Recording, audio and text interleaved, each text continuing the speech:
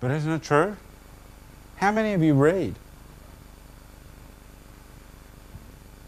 Like, you all read. Everyone reads books. You owe it to yourself, if you're not getting to know your Bible, to at least read the New Testament once. At least you'll know what it is you're not believing in, or what it is that was putting you off or frightening you, or what it was that was not drawing you to it. You owe it to yourself to read the New Testament at least once in your life. I did some interesting math.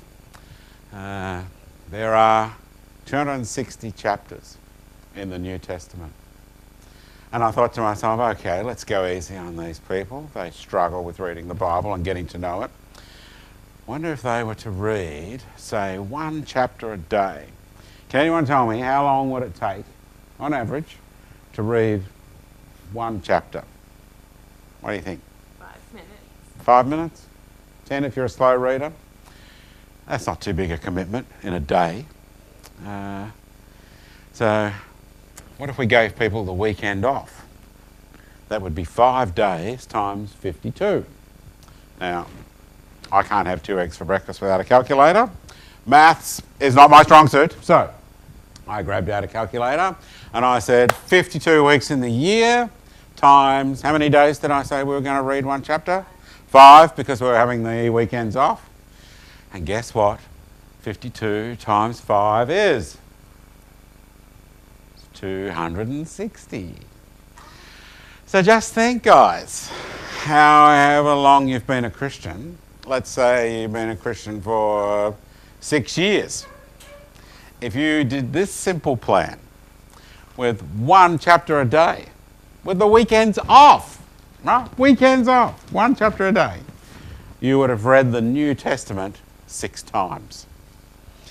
Now, how many of you put off getting to know your Bible because it seemed too overwhelming? And when you hear how simply you could be reading it, does it make it seem less scary? Yeah. The other thing that look, there's this funny reason that I'm forever encouraging people to read the New Testament. Right? It's because I want everybody to know what's not in there. Now, there is great stuff in there. Words of life and salvation. Words that will bring you close to God. Words that will give your life vision, meaning and purpose. Words that will bring you peace in your pain. But I want people to read the New Testament to find out what's not in there. Look, I'm guessing that if you're new to the church altogether and you just read the whole New Testament, you would get to the end. You'd get to Revelation 22, verse 21, and it stops.